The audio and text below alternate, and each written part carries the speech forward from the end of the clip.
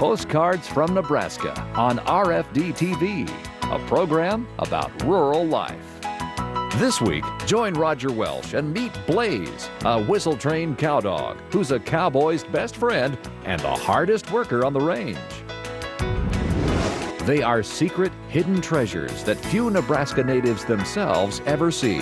Places where narrow, lush canyons feature natural waterfalls in the North Nebraska hills. Plus, it's another unexpected piece of the Great Plains puzzle.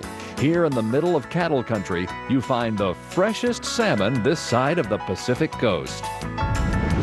And finally, he's a farmer who spends his days trudging along at 3 miles an hour on a tractor. But on weekends, he's high above his fields at speeds nearing the speed of sound. It's all this week on Postcards from Nebraska.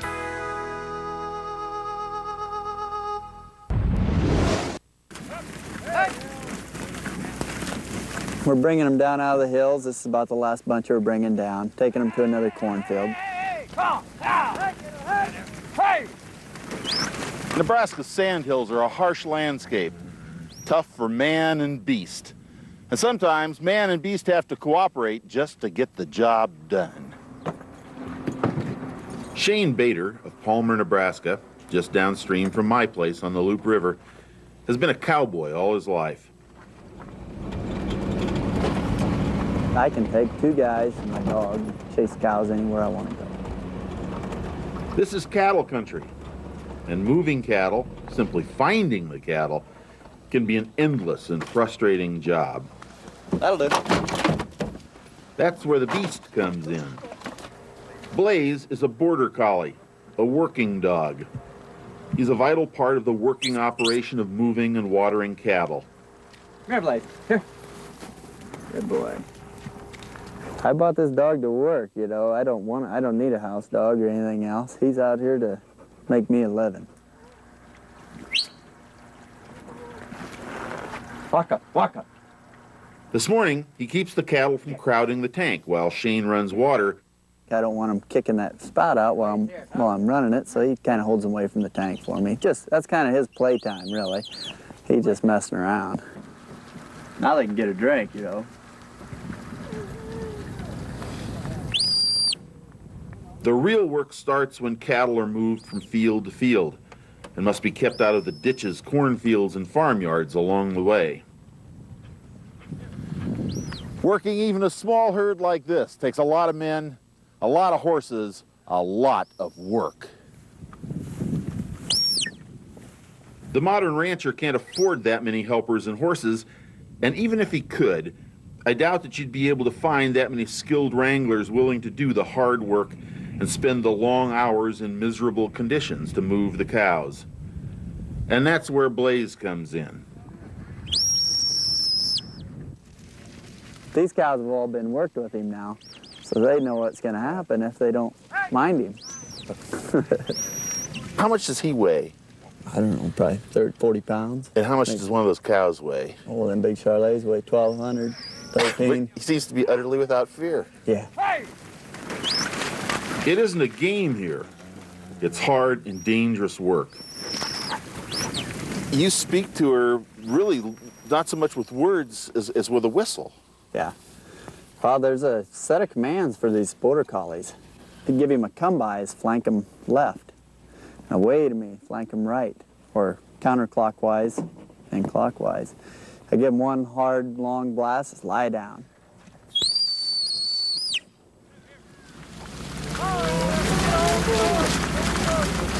Circling the herd at the directions of his master's whistle, Blaze hits a barbed wire fence somewhere along the line and cuts a leg.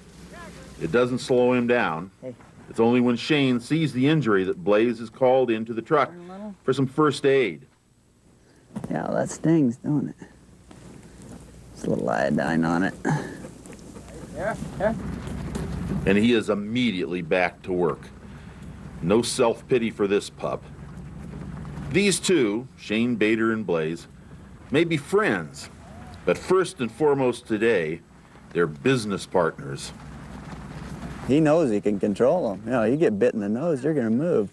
It don't matter how big you are. Now, with that herd you're moving right now, if you had to lose one of your dogs or one of your men, which would you rather lose? The man. He's worth about, you know, 2 cowboys, city boy cowboys on horses. It'd be pretty tough with that. He moves. Oh, yeah. He can run up around them cows so much easier than a horse, you know, and the horse will scare the whole bunch back. This dog will just haze them. And lie down where you want him, he'll stop and listen, you know, better than most of the hired men I got. I bought my first dog up in South Dakota, and it was about a 6-hour run back here. I went and picked him up. They gave me a whistle, and I knew how to blow it the time I got back, but I couldn't hardly open my mouth, yeah. Pour yourself out blowing? Yeah, yeah. Is Blaze abused or exploited? Well, I'd ask him, but he's too busy to talk with me. This is in his blood. It's what he lives for. There's no place a border collie would rather be than facing down a steer 100 times his size, 100 times a day. They can run all day, where your other dog breeds, like for cattle that I've had, it wouldn't last all day like this dog will. He just has so much more stamina. Wait a minute. Up there. Wait. We ain't gonna get along with all of them, but this one we sure have. If somebody had asked me a week ago what a cowboy's most important tools are, I suppose I'd have said a comfortable saddle, a stout rope, a big hat. Today I know better. At the top of that list would be a really good dog. Something like Blaze.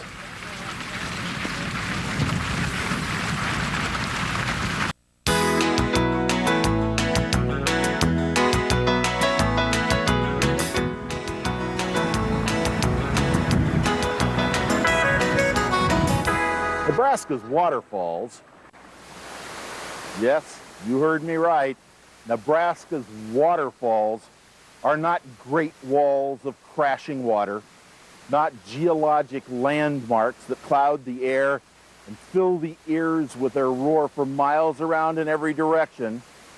Nope, Nebraska's waterfalls are more like lacy trickles.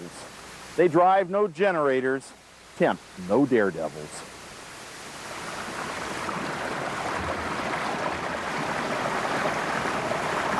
Most of them are tucked back into narrow canyons, emptying into the valley of the Niobrara River of northern Nebraska, within shouting distance of South Dakota, hardly in Nebraska at all.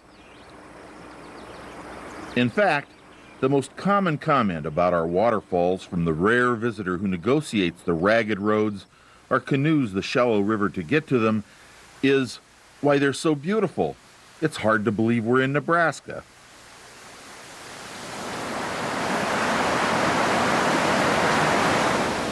I'd be offended by that backhanded compliment if only it weren't so true. The Niobrara and the gentle falls of its tributaries are all the more unexpected because they're set in such an unlikely landscape, at the edge of Nebraska's Sandhills, the largest sand dune area in the Western Hemisphere. Niobrara comes from a Lakota word meaning running water. It doesn't lie still as a mirror like all the other water around here. It splashes and foams. The canyon walls fill the sky. It's lined with trees, and sometimes the water is vertical and tall.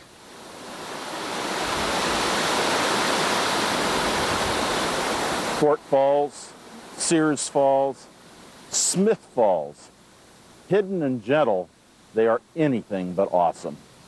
Even Smith Falls, the state's highest, is secret and subtle. You have to be led here by somebody who knows where it is.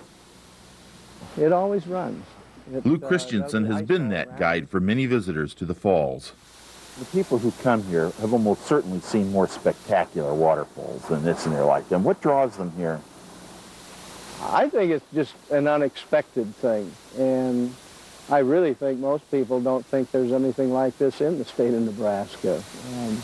Most people don't believe there's anything that high in the whole state.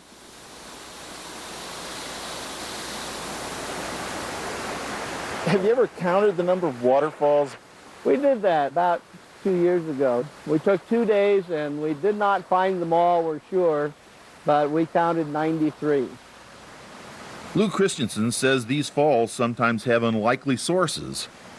This is pretty typical year-round flow. The stream is only 3/4 mile long, and it comes out of the Sandhills, out of the Ogallala Aquifer. Does a waterfall like this have a name? This one I don't think has got a name. I've never heard it. We have scads of them like this. And Rogers Falls, I think I heard this called. Well, that might be a good name for it, except I don't think it's big enough.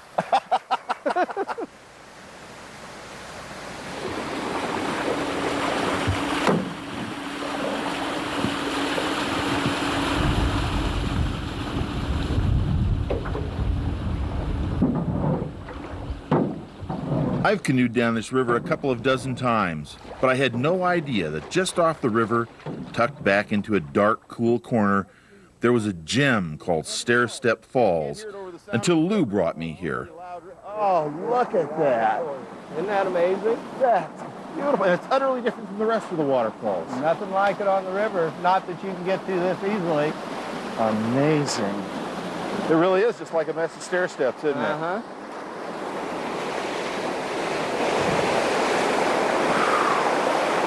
On a hot day, this is a good place to get cooled down. The falls are not so much powerful symbols of a landscape as they are defining contrasts. Just when you've steeled yourself for some of the most brutal weather, most inhospitable landscape, most demanding solitude on the continent, just when you think you're ready for whatever the plains have to hand out, suddenly there is this moment of relief, a completely unexpected oasis.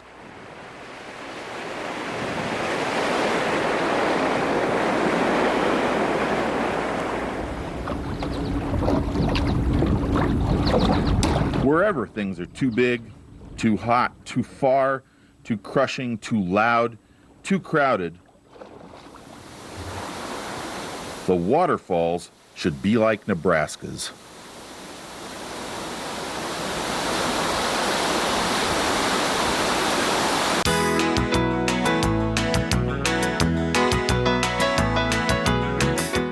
I was sitting here in the Dannebrog Tavern one day when a friend came in and plunked a hunk of smoked salmon down in front of me. "What do you think?" he asked. Well, I like fish. I love salmon. I've eaten the stuff all over the country. I tasted his salmon and I said, "This is terrific. Northeast coast? Washington State? Alaska?" "Nope," he laughed. "Nebraska." Salmon from Nebraska? I've always said, you've heard me say it, that when you're in beef country, you should eat beef. When you're in salmon country, you should eat salmon. Thing is, what has been beef country is turning into salmon country. In the heart of the Nebraska Panhandle sits the Coldwater Fish Farm, as out of place as a fish farm in beef country.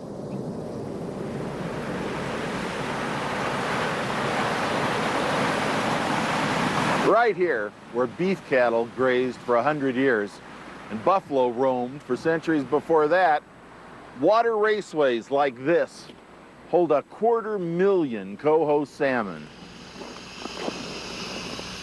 Coldwater Fish Farm is near the tiny town of Lisco, Nebraska, and looks for all the world like something out of a science fiction movie. From eggs to harvest, there are nearly 2 million salmon out here on a wind-blown hilltop. And yet aquaculture is not a word that rolls easily off the Nebraska tongue yet. What's the reception from other people in the area who are full-out cattlemen? Well, most of them are, you know, they're surprised that it's here and that it is growing like it is and the expansion. Molly Vogler, Coldwater Farm spokeswoman, has moved easily from ranch life to salmon farming. Well, we get 1.5 million eggs twice a year. After you've prepared the fish for market, there's obviously a lot of things left over. What happens to that? Right now it's going to pet food company in Scottsbluff. They pick it up.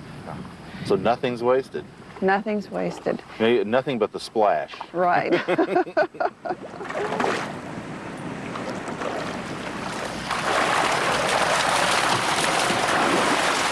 There's a lot of technological change I'm not at all sure is progress. But in this case, wow. We can have fresh salmon here as far as you can get from the ocean and cold salmon streams. That's progress. I guess you're probably the best, most successful fisherman in Nebraska today.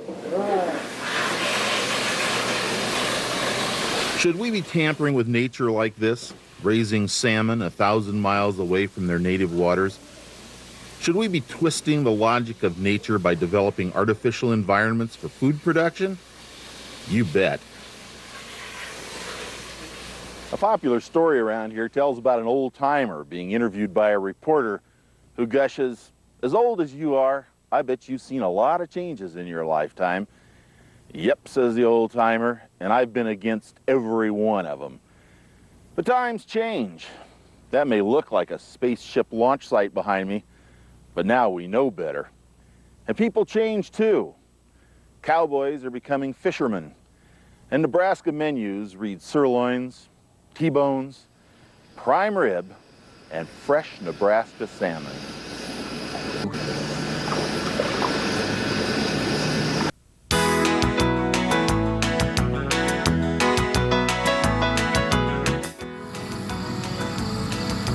Our family's been in the farming around here for approximately 175 years. And that's all we've done. That's what I grew up knowing.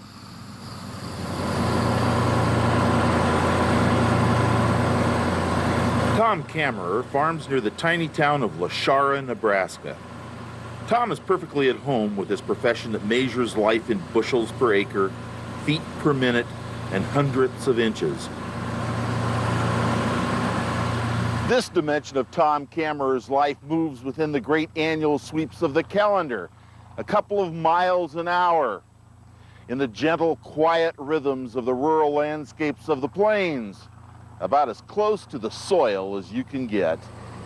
Here, baby. He keeps informed about market prices, new governmental regulations, and developments in the increasingly technological world of agriculture. I have 4 monitors going at one time when I'm planting corn. And I try to do everything in one pass, and I'll be spraying fertilizer on, putting chemicals on, changing rates on my seed plant population with another set. It keeps you pretty busy, even going at 4.5 miles an hour.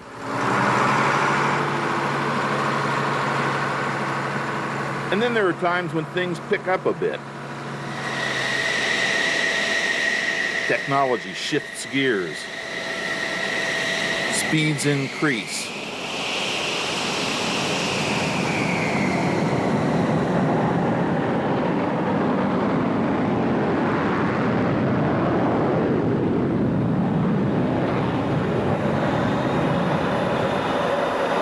The farm cap becomes a pilot's helmet, and the mower becomes an F-16 Viper of the Iowa Air National Guard in Sioux City, miles above the sweet bottomlands that Captain Kammerer farms.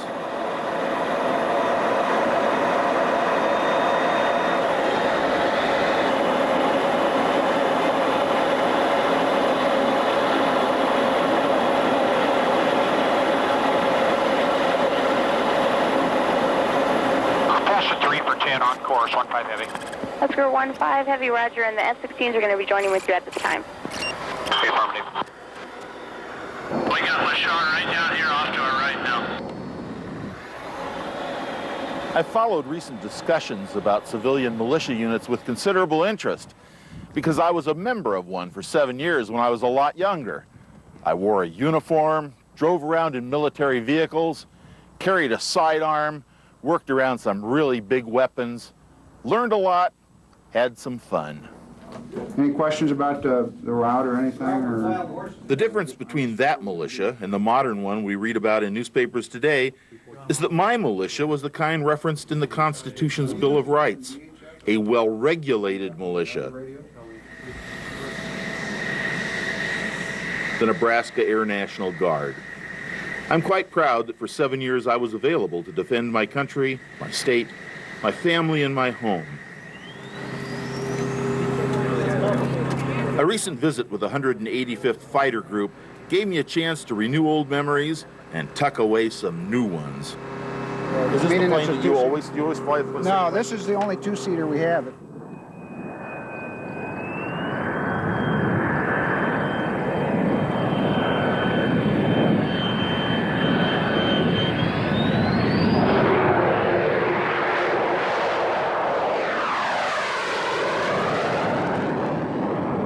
And Northwest 1061, the first F-16 is rolling at this time. You can turn right heading 220. All right turn to 220, Northwest 1016.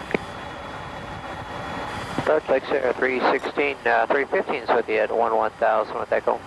Lexair 315, Sioux City approach, Senate Pouch, pressure maintain 5,000, port the airport in sight for visual approach, runway 31 or 35, your choice. Approach on altimeter 3029, say altitude. 3029 at 10,000, and it's KC-135 with 4 fighters in tow. The hero of the American Revolution, the citizen soldier, is still with us, and he or she is not some fat bald guy with a deer rifle and goofy notions about conspiracies.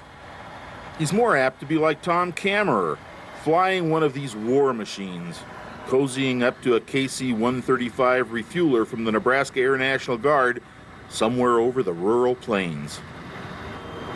We contact, stabilize ready. 2-3 cleared to contact. Bring him in.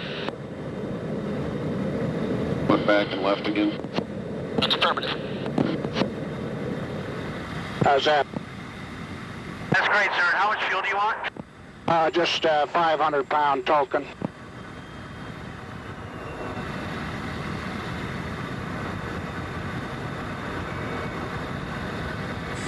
And we're going to be coming up on Dannebrog, I would think. Oh, I recognize the countryside. Answer, request after this disconnect, you should just fly off to your left nice and slow. And then disconnect now. And 2-1, you want to take the peel off to the left if you can and leave us?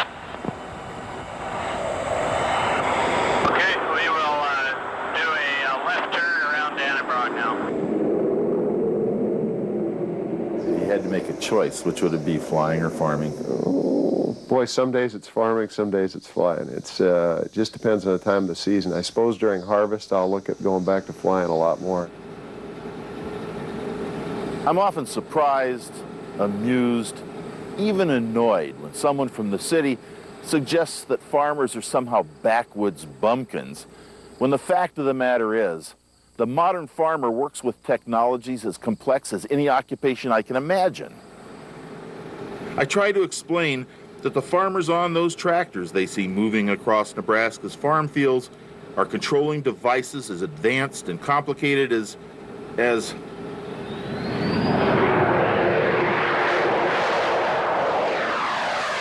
well as the controls in a modern fighter plane. Okay, on uniform ops check, lead's got the funny one with 1929, 8,000 tag speeding. Do you ever find yourself flying close enough to this area that you look down and, my God, you think that's my place? The first time that I basically flew over this area, we were at 25,000 feet, and one of the guys that was with me, I said, there it is, and pointed it out to him, and he didn't see why I got so excited, but it's kind of exciting to see it, even if it was from 4 to 5 miles high.